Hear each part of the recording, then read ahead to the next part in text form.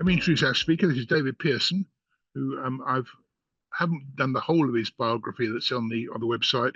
He currently works at Red Hat in the UK as a senior technical architect, and he chairs the open source specialist group. He's active in a number of open source areas. Outside work, he lives in Kent. He loves Jaguar cars, but possibly not the new pink one. I don't know about that. And football, which is West Ham and England. Well, you kind of everything. Right. Okay. So, thank you, David. Over to you.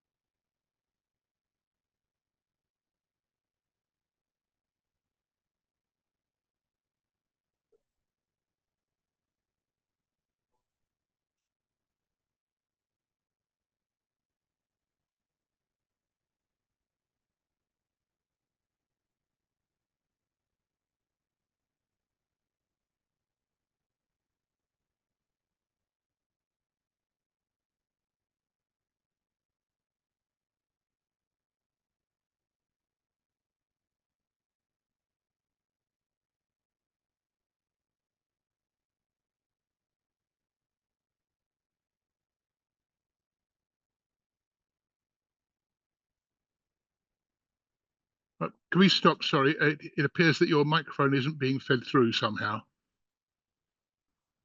We may need to unmute the audio. Oh.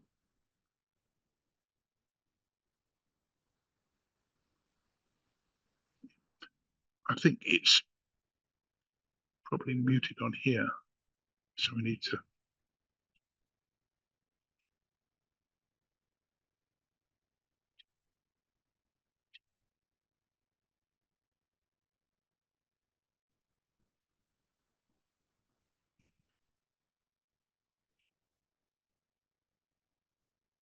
Not that one, it's the other one.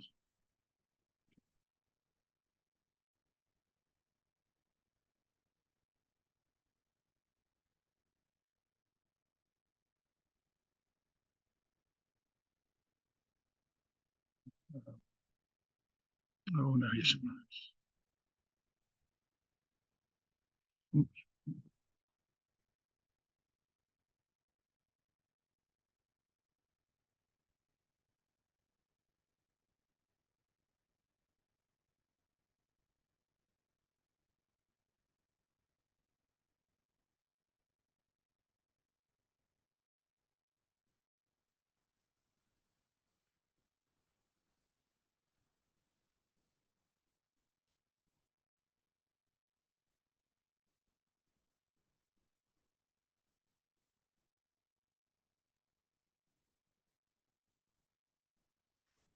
You're not muted on there, are you?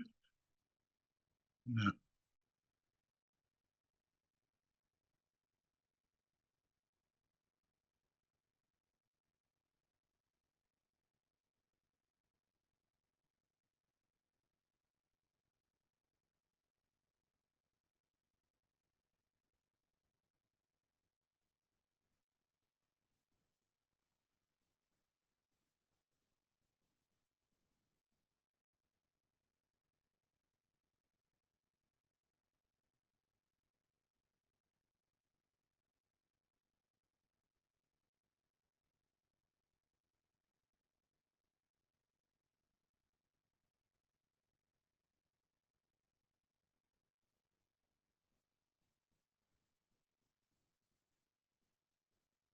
Oh, it's actually, yes.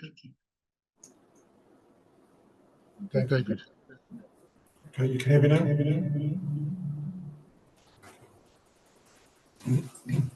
Can the people out there hear David? Say some, David. Okay, testing 1, 2, 3.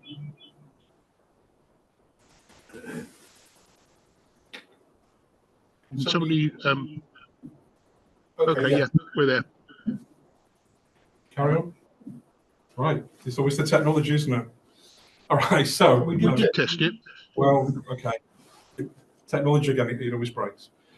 So anyway, as you can see, I've spent most of my career at IBM until last year, when I basically left and joined Red Hat. And I actually now work in the kind of ecosystem business, looking after the technical relationship with one of the very large global systems integrators. Outside of the day job, I didn't actually put Jaguar cars on here because I do feel really embarrassed at the moment. Should probably put some kind of a sheet over the car or something. But I've been involved with the BCS for a really long time, been volunteering and I've been involved in kind of STEM activities. And as Bob mentioned, I'm currently the chair of the BCS open source group. As we're all here to kind of listen to things around open source, I thought I'd just put on the bottom there some of the logos with some of my favorite projects that I'm involved with at the moment. Okay. So let me start with kind of what's the motivation for this talk? Why do I think you should all listen? Okay. So, you know, open source has been around now for at least 30 years. Started in the 1980s with the GNU project, free software. People remember that. Into the 1990s, you know, Linux as an operating system came along. The event, you know, the biggest event was, of course, the internet, which, of course, has basically exploded the number of technology projects and the way in which it impacts our life every single day.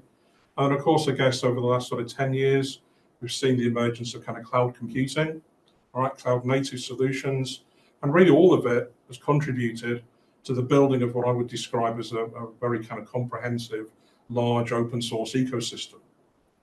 Now, the underpinnings for that ecosystem really are around kind of people just being able to jump in and get involved. There aren't any barriers to entry.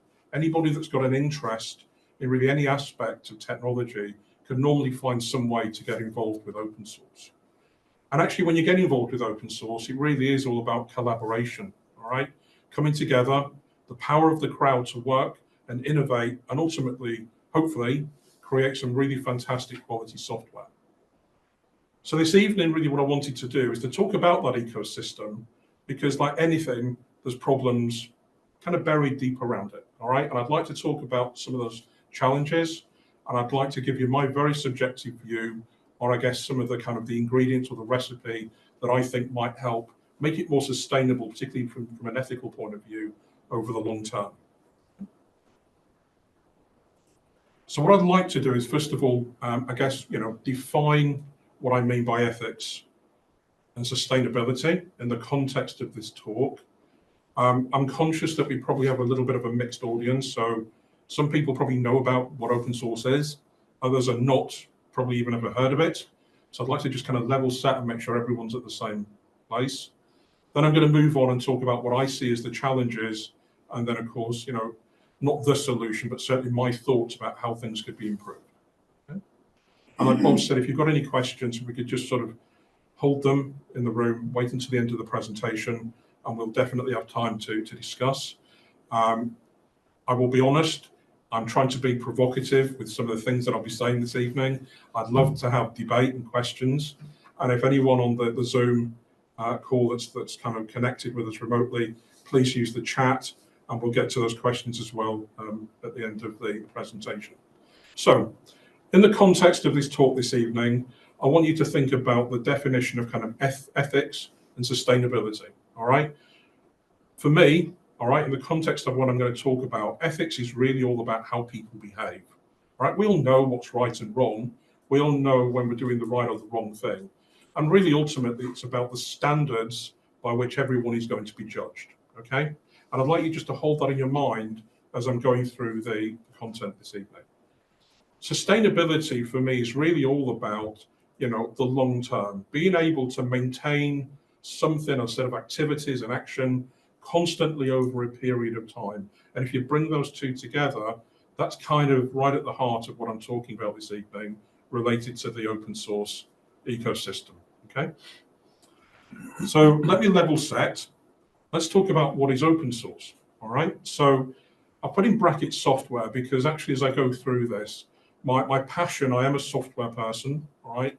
My passion is for open source software, but I'd like you to understand that the principles behind open source also relate to hardware, to data, and actually, thankfully, even AI, all right, which of course is the next big thing, I guess. So in terms of open source software, what is it that makes something open source? All right, so there are 5 key kind of aspects or kind of properties, I can call them that, characteristics of a piece of software that would allow you to decide that it's an open source piece of software or project, all right? The first piece of this is access to the source code. So when you go off onto the internet and you download a product, a bit of software that you're going to use, you should be able to access the source code, the actual lines of code that make up that product, okay? Once you have those lines of code, you should not only be able to obviously use the product as you wish, but you should be able to inspect the code. And actually also, if you feel like it, modify that code, add your own, if you decide to add your own capabilities, some new features to a particular product, fair enough, all right? And then very, very important about open source is your ability to kind of repackage what you originally downloaded with your modifications and actually reshare it, redistribute it out so that anybody else can also access it, okay? So if you think about those kind of, those characteristics, that's essentially what would make up what I describe as an open source piece of software, all right? Now, that doesn't necessarily mean that it's free software, okay? And there's a few things on the bottom of this slide. So it's not necessarily the case that it's free or that you don't pay for it, all right? Typically, when you download a piece of open source off the internet, it will in fact have some kind of a license model that you must have a look at and understand its terms and conditions before you start to actually use it, modify, and ultimately reshare it, okay? Now, normally what you'll find is, at a kind of a high level again, there are two licensing categories. The first is permissive, and the other one is what we'll describe as copyleft. So permissive license is effectively the closest license type you will find that allows you to do pretty much whatever you want to do with the code you've downloaded, all right, and actually share it, not share it, whatever you want. It's the minimum amount of rules, all right, guidance that you would be expected to obey, if I can use that term, when you actually reshare it out, okay? So there's virtually no restrictions on what you can do with it. Most of the big projects out there, all right, and I'll come to these in a minute, tend to have copyleft licenses. And what does that mean? It basically means that whilst you can download the software, you can use it, you can modify it, when it comes to resharing it, you must pass on the terms of that license, this copyleft license, with the software back to whoever else wants to use it, all right? So the analogy that I'll give you is, if you're all familiar with Pass the Parcel, think about having the box in front of you. You've downloaded this software, you've made some modifications to it, you've added some new features and functions, you're going to put it in the box, and then you're also going to take the license, the copyleft license, that you also downloaded originally, and you're going to also put that in the box. And then you're going to pass it left, you're going to copy it. And the next person gets the box, and they get the license, plus all of the software that includes originally what was there, plus all of the changes that you've made to it, okay? Now, there are different types of kind of copyleft license, all right? We can go into kind of low levels of detail. You'll see on the bottom of the slide that it talks about things like MIT and Apache. They have different, slightly different terms and conditions, but ultimately they're all licenses that allow you to, modify software and actually pass it on with modifications, all right? There is a kind of a non-profit organization out there called the Open Source Initiative, and that organization tends to be, I'll describe it as the governance model around these licenses, okay? So they tend to be the ones that help to define the terms and conditions in these licenses, and also how they should be used and packaged and passed on, all right? So it's not a kind of a, the Wild West, etc. There is some order in the chaos, all right? So open source software, download it, pretty much do what you want to do with it, modify it, repackage it, and share it, but just be really careful about the license model that came down with it. Always have a look at the terms and conditions. Okay? So the next thing about open source is that actually it's very much a kind of a supply chain, all right? And what we have is lots and lots of communities, and I'll define a community as two or more people that come together with a common cause, all right? They decide they're going to get together They're probably in a pub one evening having a few beers and decide, let's create a community. I've got this passion for creating red cars. Let's go and design them and build them. All right. And they create a community. So that community, if you think about multiplying that by literally tens of thousands, by millions, all of these individual communities make up the entire ecosystem. Right. And what you actually tend to find is that, and I'm pleased to say this, when you're building software, it's about working smarter and not harder, all right? So we have the concept within open source of upstream and downstream communities. So what does that mean? Let me give you an example using the little diagram on the bottom here, all right? So we've got a community, we'll call it Community A. This community, this bunch of people are absolutely passionate about designing and building small red cars. That's what they do. They love it. All right. We've got another community, Community B. They also like cars, but actually what they'd really like to do is actually create cars for the police force, all right, or the emergency services. So Community B isn't going to start with nothing, all right? They're not going to start redesigning the car. What they're going to do is they're going to go across to Community A and they're going to pull the entire design of the little red car that Community A has created, all right? So think about the concepts of open source again in terms of sharing and redistribution. They pull that down. So they've got a car. All they need to do now is modify it and add those pieces to it that are going to make it into a police car, all right? I don't know, the little flashing light on the top, the different color scheme, probably a bigger, more powerful engine. They add those pieces to it and they get a police car. All right. So the idea there is that Community A has now become the upstream community for Community B. All right. And actually, any time Community A change the design of the car, probably, hopefully, they're evolving it to make it a lot better, that design will be pulled down by Community B and just incorporated into their car as well. All right. So that's the kind of the upstream, downstream. Now, as it happens, Community B, as they're working on their modifications, their enhancements, they happen to find a way to tune this engine so it really can do literally like 200 miles an hour, all right? We've actually improved it. So what we're going to do, we're going to reshare the design for that engine back up to Community A so that they can incorporate it into their little red car, all right? So hopefully if you start thinking about that on a larger scale, and you think about quite literally tens of thousands, hundreds of thousands, potentially millions, all right, of communities that are out there that create and build up this ecosystem, potentially all basically pulling and pushing software up and down in order to build their own products and make them fantastic, all right? So you can quite quickly see that some of those core concepts around the open source ecosystem really do allow innovation to happen at scale. And it's really one of the reasons that it's become ubiquitous and it's the standard way in which software is built today, all right? And why does that matter to all of us? It matters because every single day, whatever you're doing in your life, whether it's driving your car, using your phone, going to the supermarket, maybe going to a medical appointment, when you touch technology, I can virtually guarantee that open source is involved in it, okay? And so the quality of that software, hopefully I don't need to say this, but the quality of the software provides you with the kind of solutions we all need to basically evolve as a country, etc. Okay?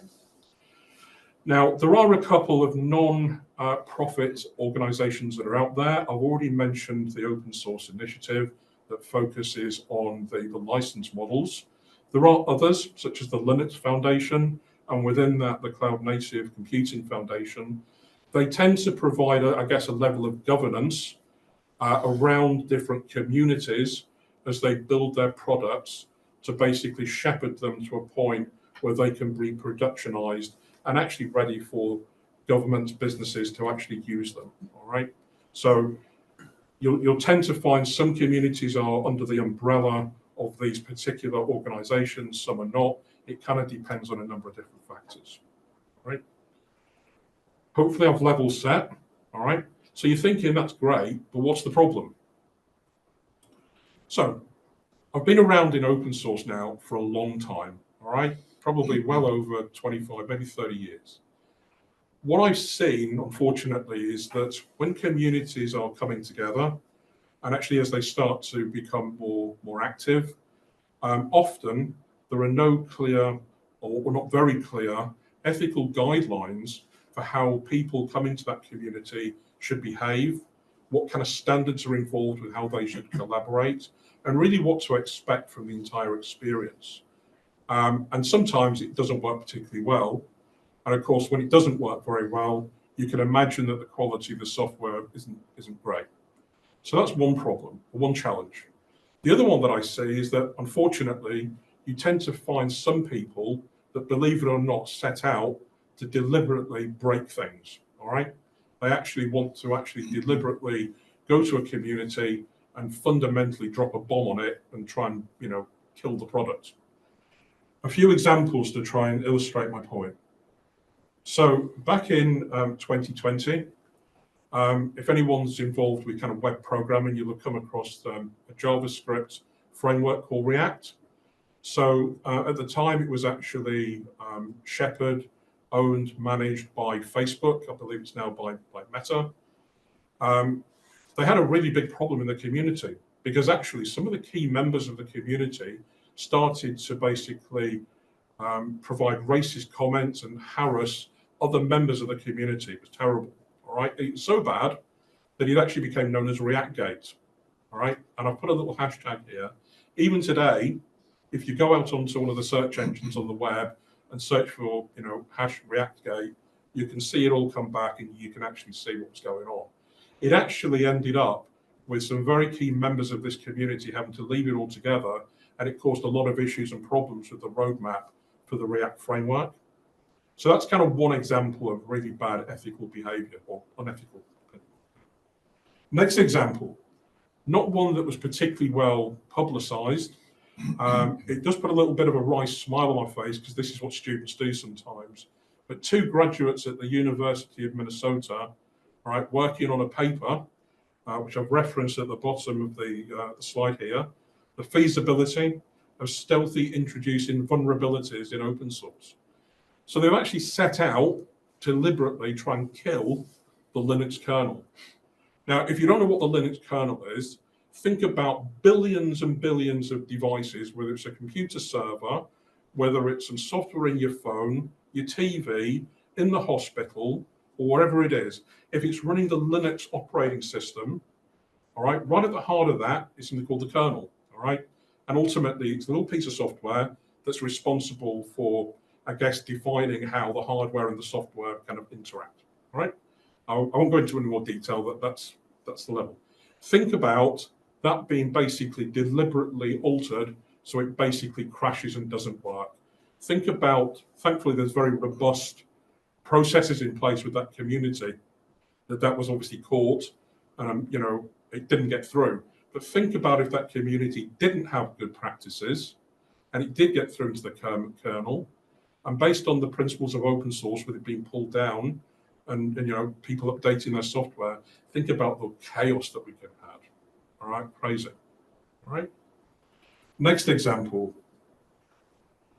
Back in 2022, all right, those that are familiar with NPM, if you're building kind of web apps, etc. again, particularly server-side Node.js stuff.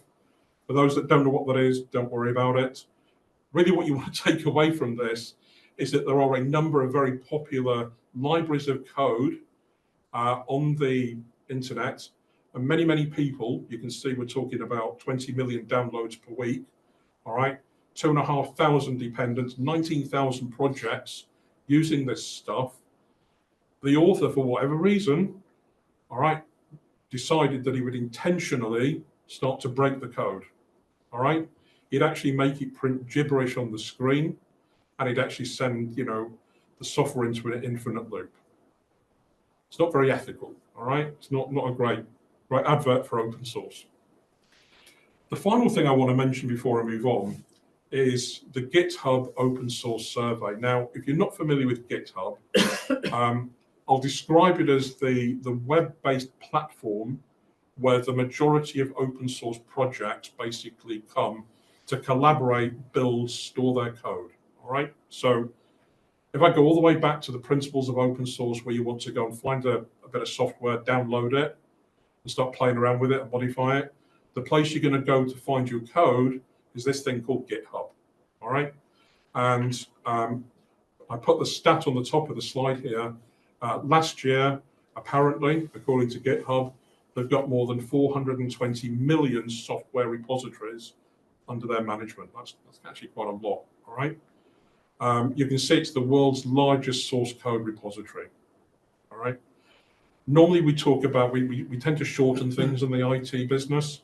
So I'll talk about GitHub repos in terms of repositories. All right, just shortened it. So every year, GitHub decide that they're going to send out this survey. All right. Let's have a look at what's happening in open source. What do people think? Where can we improve? And interestingly, over the last few years, they've actually started to ask questions in their survey about the experience of those people that volunteer and actually get involved with different communities, all right? And I don't know whether it comes through very well on the slide, but you'll see there's been a couple of questions there about, well, in fact, the question is, thinking of the last time you experienced harassment, how did you respond? Well, actually, first of all, that's really disappointing that this wonderful ecosystem of open source, you've even got to put a question like that together. What's even more disappointing is if you look at the results for this year, it's actually worse than it was in 2017, all right? There's clearly a problem, all right? So we've got a large ecosystem, it does some wonderful things, and everyone that gets involved in it normally has a pretty decent time writing code, being involved in a community, you know, going to meetups, whatever it happens to be. But there is this kind of underlying issue in many cases where there's unethical behavior. And my concern is that if that carries on, potentially it starts to make open source something that people can't trust. And if they don't trust it, I worry about the sustainability of the ecosystem. Okay. So what do I think we can do about it? All right. What's my recipe? What do I think the ingredients would be for each community that they could at least try and mitigate the behavior, give people a better experience, all right? I was actually tempted to call this the 4 habits of highly effective communities, which of course, if people remember the Stephen Covey work of 7 habits of highly effective people, I didn't want to get wrapped up in copyright, so I'll just leave it as four ingredients, all right? So the first of these really is about a code of conduct, all right? Now I know, all right, if you're involved in open source already, you'll go onto a communities page and hopefully you'll see that there is a code of conduct. Go and actually read it, go and take a look at the small print. What you'll tend to find is that there are pieces for me that are missing, all right? It's really, really important, in my personal view, that it basically talks about, you know, inclusive behaviors, respecting everybody that comes to the community, being very, very transparent in terms of what's happening, the conversations, the decisions, how they want to work and build the product, all right? How they decide which features will be the ones they work on and the ones they'll reject. You know, how are they going to treat people that come from a very diverse background, maybe people that have disabilities, all right?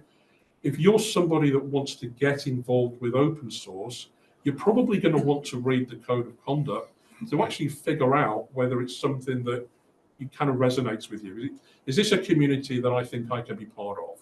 All right. So that's the first thing I really do expect that I think they need to focus on and maybe improve. The next one is really about the behavior of people when you're actually working on a software product. I was tempted to talk about policing it. That feels a bit kind of probably like the 16th century or something. What I'd like to talk about is when you're working with others, when you're collaborating, how do you basically promote really decent ethical behaviors, all right? How do you call out bad behaviors and practices? And how do you recognize and celebrate the ethical behavior of people in the community? So my view here is that I don't think many communities actually educate people all right, on ethical practices when you join an open source community.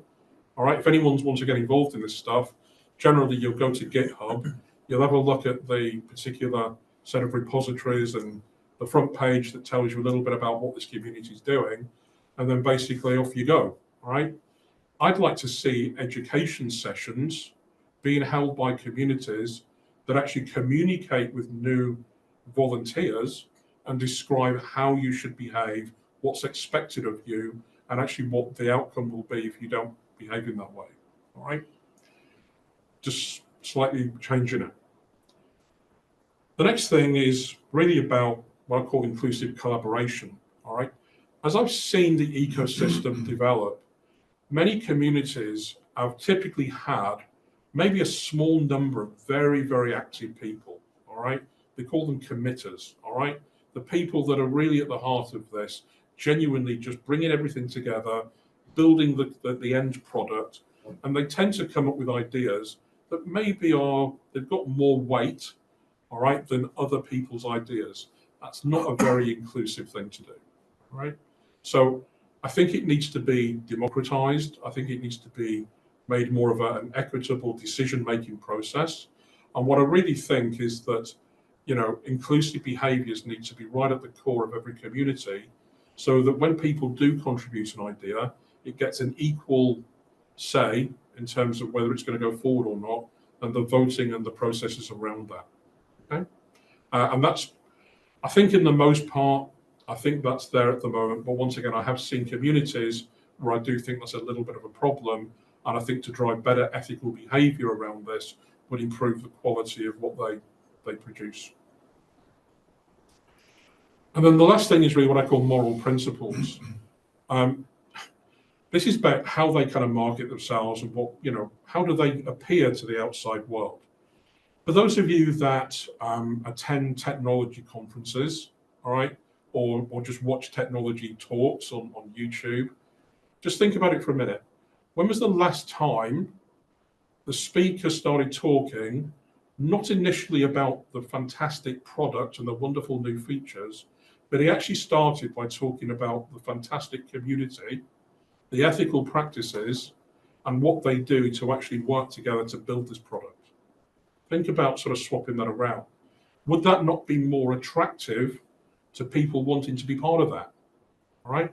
You can talk all day long about the bits, the bytes, the features, the functions. Actually, what a lot of people really want, particularly if you're trying to drive a more diverse community, is to know what the experience is really going to be like. And I feel that the marketing of communities probably needs to change slightly. Okay? Now, as it happens, I'm clearly not alone in my thought processes and my views on this stuff. As I was kind of investigating this and trying to pull these slides together, I actually happened to stumble on this particular open source community. And I love the name, by the way, Chaos, all right, says everything. And as you can see from the screen here, really what this community is all about is really trying to, you know, bring together, create metrics and models that can actually be used to measure the health and the vitality of not just individual communities, but I think they have an aspiration to basically scale that up and look at the health of the entire ecosystem. All right, and I find that quite fascinating. On the right-hand side here, I did a little bit of a kind of a screen capture of some of the categories. It probably doesn't come through particularly well, but a lot of the categories there around the metrics that are already available that you can apply if you want to see the health of a given community. So I was quite pleased to see this. It just shows that I'm not alone, and I'm pleased to see that other communities are now starting to focus more on the ethics and looking at how they measure the health of their communities. Now, it's not all bad. I don't want to paint a picture that it's the Wild West, because it really isn't, all right? For the most, there'll be communities out there, particularly if you're involved in software development, you basically use their stuff day in, day out, and it's absolutely fantastic. It solves so many problems, all right? The products you build, the solutions you're able to put in place in the business environment, it's all fantastic stuff, okay? And I guess one of the examples that I'd like to bring forward is one of the communities that I'm involved with, which is the Swift programming language community. All right. So if you don't know what Swift is a programming language. It was originally created by Apple, probably about 12 years ago now, originally to take over from another language they brought out, which of course is all about building applications for anything Apple. They actually decided to make the language open source probably about 10 years ago now. And they've made a fantastic job of creating a very inclusive community, which is one of the reasons I love being involved in it. All right. So when you go to the front page of the community, all right, you can see the contributing to Swift. And you can see on the slide in the red box here, it talks about welcome developers from all walks of life with different backgrounds, with a wide range of experiences, a diverse and friendly community. All right. I don't know about you, but that's pulled me in already. I love it. Okay. I feel that I want to be part of this. The other aspect of this that I love, and you can see on the right-hand side of the screen, they've actually spent the time to put a real code of conduct in place. These are the behaviors that we will accept, and these are the ones we're not going to accept. So if you want to jump in and get involved, please do so, but you need to behave, and if you're not prepared to accept that, stay away, all right? I guess that kind of crystallizes some of the practices that I'd like to see with other open source communities, all right? Let me switch gear. Hopefully everybody, certainly in the room, and hopefully some of those people online will recognize these logos. If you don't, go and hide your head in shame. So far, what I've talked about is this open source ecosystem, all of these different communities that are designing and building these fantastic software products. Now, once you've got a product, all right, of course, it's going to get used. And it's typically, you know, organizations around the world, governments, charities, pretty much anybody, education sector, that want to use these products to actually, you know, for good, to build solutions, all right, that we need to run our lives and provide services, etc. Whilst there's absolutely no barrier to entry into the open source ecosystem, and you don't have to be an application developer, all right? If you want to get involved and, I don't know, write blog posts, read the documentation, spell check it, translate it, organize an event, right? Whatever it happens to be, there's literally hundreds of different things you can do when you get involved in a community. So you don't need to be an application programmer, all right? So that's fine. But when it comes to using the product, all right, when it comes to implementing it, I think it's reasonable that you'd expect that to be handled in a professional manner, all right? And I personally believe that part of the value of being with the BCS and being certified as an IT professional is that that actually embodies the ethical kind of practices, the trust and the professionalism that I think might be missing in other parts of the open source ecosystem, all right? So developing the software ecosystem, there's no barriers to entry, and I certainly wouldn't want to see that, all right? So I think it would probably destroy a good part of it. But when it comes to implementing and using it in a professional environment, I do think it's reasonable that people are independently certified so they can be validated for their experience, their trustworthiness, etc. So I'm going to tell you that I actually do drink my own champagne, all right? So the open source specialist group, this is actually on our website. It's our code of conduct. It's actually it's the small version. I'm very, very clear as the chair that we do want to provide a harassment-free experience for everybody, all right? I'm not going to tolerate any bad behavior. And I really do want to build a very inclusive and diverse user group, okay? And I'm really happy to say that just in the last few weeks, I now actually have 2 inclusive officers on my steering group in order to do this, all right? So a shameless plug, by the way, if you want to get involved, please come and chat, connect with me. I'd love to have you on board, all right? So in summary, I've talked about kind of the ecosystem. We've talked about how ubiquitous it is, how it's become the backbone and the standards for developing software that actually does touch our lives pretty much every day. I've talked about some of the challenges that I think we sort of experience sometimes with unethical behavioral practices, all right, issues in different communities. And I've also tried to propose, I guess, at least some remedies to that I think would improve the situation. Very, very important. I also think that we all need to be independently validated, which is why I think being part of the BCS is important. And with that, I'm going to bring this to a close. If anyone's got any questions or comments, hopefully it's been thought-provoking. Or if there's anything online.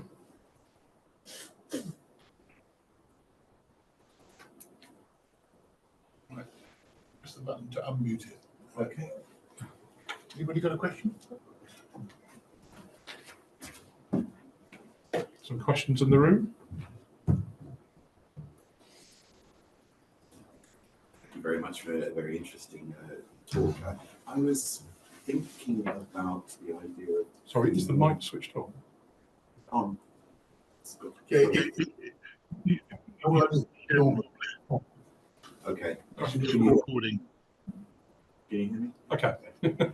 I was thinking about this idea of communication and education across communities. And you talked a little bit about obviously a code of conduct. Can you speak up a bit? It's not coming through. Okay, it's coming through now. Yeah. So you talked about a code of conduct, maybe events that people can go to help build that sense of communication and consistent behaviours across a community. I was wondering if you could give us some examples of communities you thought did that particularly well, or maybe some communities who have had problems and then learn from those problems to come up with strategies to address that. Okay. I don't want to share everyone's dirty laundry in public, all right? And I'll be careful what I say because I don't want to end up in trouble. I definitely think that the Swift community, I've used it as an example in the slides. If I kind of go back, probably about 10 years to when Apple decided to open source it, from memory, there wasn't any kind of code of conduct. So it wasn't clear how people would really get involved and therefore how they would work together, how they communicate. All right, I think there was some expectations of the levels of knowledge that you would have and the levels of capability around open source. And I just see that as a barrier, all right? Because what they're saying at that time is that actually, if you don't have the skills, don't get involved. So I'll use them as a good example because I think they've literally, over the years, fantastically changed what they're doing, how they approach it. The communication is fantastic. They've got multiple channels to do that. And of course, you know, there is a ton of education out there. So sorry, as an Apple kind of developer, if you ever want to go to the Apple developer website, everything, I mean, there's more videos that you can kind of shake a stick at, all right? And a lot of it isn't just technical stuff about how to program. They do actually have a lot of content on there about the community, getting involved and stuff like that. So that's probably what I'd say. There are larger communities, probably like the Kubernetes community. So, sorry, do you know what Kubernetes is? I do, yes. That community, as you can imagine, started fairly embryonic and it's kind of scaled up. I think they've had a few challenges along the way, but I think it's very largely sorted out now, of course, Google. All right, so I'll say that for now. Yeah, if you want, I can give other examples offline if that's okay. Any other questions?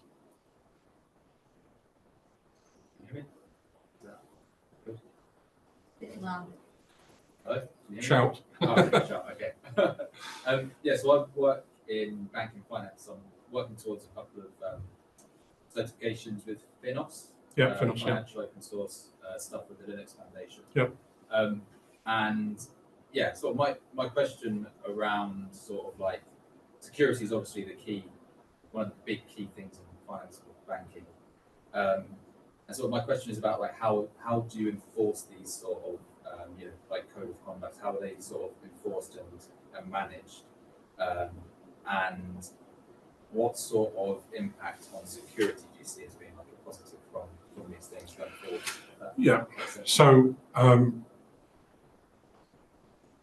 quite rightly, those open source projects that are focused on the banking and the finance sector, as you say, are ones that have security right at the heart of them. I think some of the practices that I've talked about, so it's not kind of big stick time, all right? It is actually recognizing and actually maybe rewarding people for really good ethical behavior. I know from my experience working with a number of the open source project offices that some of the banks have, one of the things they're doing is really making certain that people are properly educated again, and that actually, once again, it's not big stick, it's about recognizing good behavioral practices, and actually that actually is allowing people to become, I guess, more prevalent in that community. It's helping them grow their individual brand and their career. People want it to be successful generally, all right? I talked about those that come to a community and want to break it apart and post, bad code and things. I'm pleased to say that doesn't happen very often. For the most part, people that get involved in some of these projects, particularly in the finance sector, are really quite passionate about making them work, particularly around security. I remember actually several years ago when I was involved in the open banking project. If you come across all of the APIs and everything, a little bit of a mess, but hey ho. And I remember at the heart of that, we started looking at open source models, particularly how the community would come together and what the practices and the code of conduct would be for that. So that's what I would say. Yeah. Thank you. Bob, any questions online? Yeah.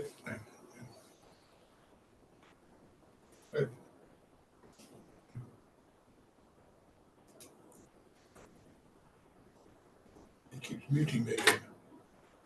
Can people out there hear me?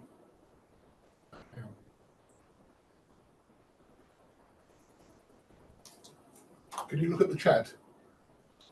Sorry, I can't. I can't see the chat.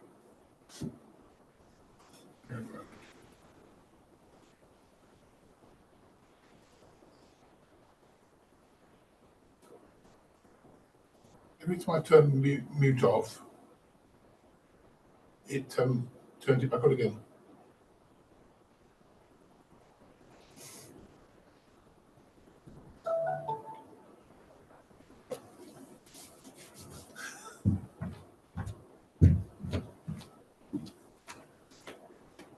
Do I have permission to speak? Okay.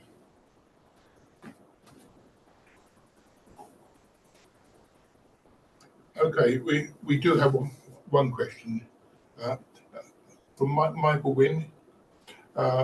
Open source is often very, very badly documented, and so users of it tend to have to resort to companies that provide support and indeed charge for it.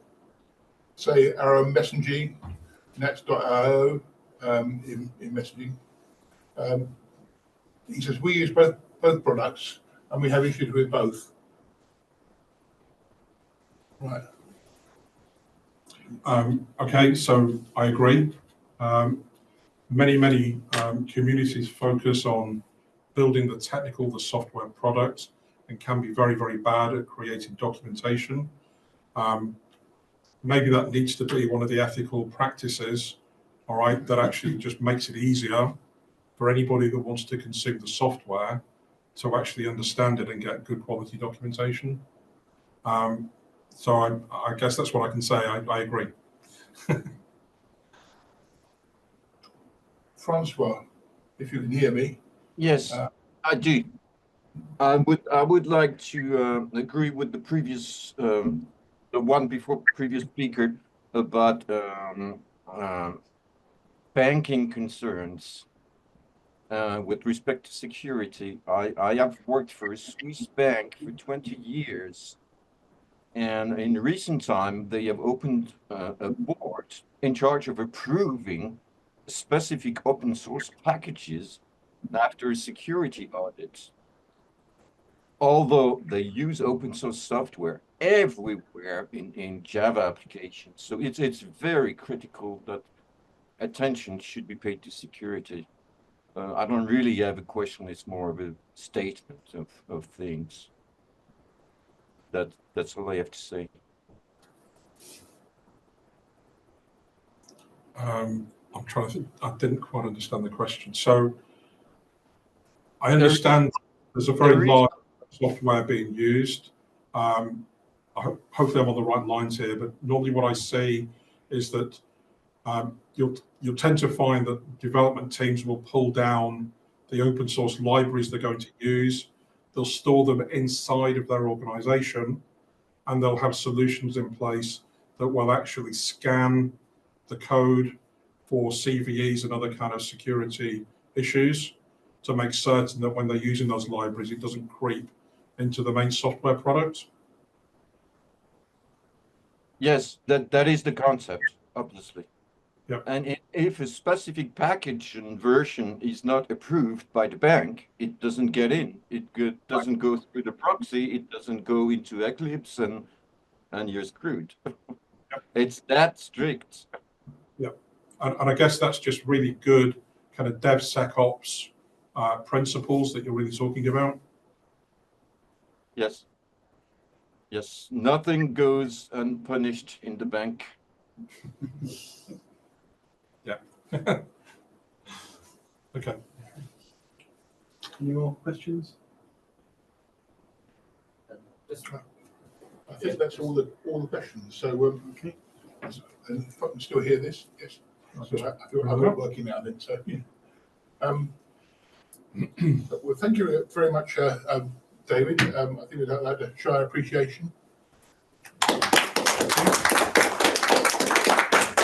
And if anyone wants to connect with me, got my details, please feel free. Okay. No question. Apologies for the glitches we're getting. This is to be expected, really. Really, we only had 4 meetings. The first one wasn't hybrid. The second one was. Third, fourth ones have been. But the second one was atypical. So this is only really the second one. And we're still learning.